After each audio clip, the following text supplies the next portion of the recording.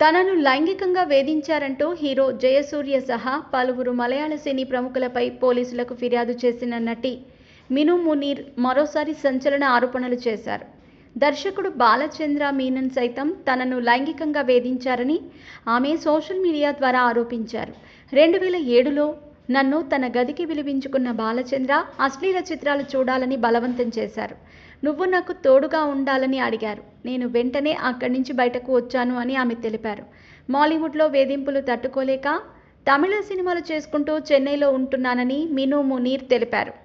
ఇదిలా ఉంటే మలయాళ చిత్ర పరిశ్రమలో మహిళలు ఎదుర్కొంటున్న ఇబ్బందుల గురించి జస్టిస్ హేమా కమిటీ ఓ నివేదిక ఇచ్చిన సంగతి తెలిసిందే. ప్రస్తుతం ఎక్కడ చూసినా దీనిపైనే చర్చ నడుస్తోంది. ఈ నేపథ్యంలోనే నటీమణులకు ఎలాంటి సమస్యలున్నాయనే అంశాలు తెలుసుకోవటంపై పలు చిత్ర పరిశ్రమలు దృష్టి పెట్టాయి. ఇటీవల కర్ణాటక ఫిల్మ్ ఛాంబర్ ఆ పరిశ్రమకు చెందిన తారలతో మీటింగ్ నిర్వహించింది. ఫిల్మ్ ఛాంబర్ అధ్యక్షుడు ఎన్ఎం సురేష్ ఆధ్వర్యంలో మీటింగ్ జరిగింది. ఆయన మాట్లాడుతూ, కర్ణాటక రాష్ట్ర మహిళా కమిషన్ ఆదేశాల మేరకు మేము ఈ మీటింగ్ ఏర్పాటు చేశాం.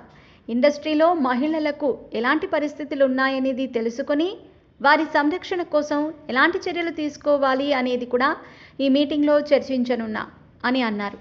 7 సంవత్సరాలు శ్రమించి జస్టిస్ హేమా కమిటీ ఈ రిపోర్ట్ రెడీ చేసింది.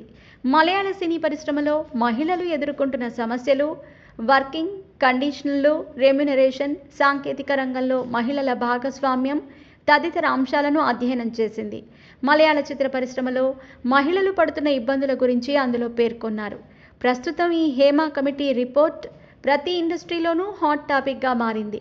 ఈ కమిటీ ఇచ్చిన ధైర్యంతో పలువురు అగ్ర నటీమణులు సైతం తమకు జరిగిన లైంగిక వేధింపుల గురించి తెలియజేసేందుకు ముందుకు వస్తున్నారు.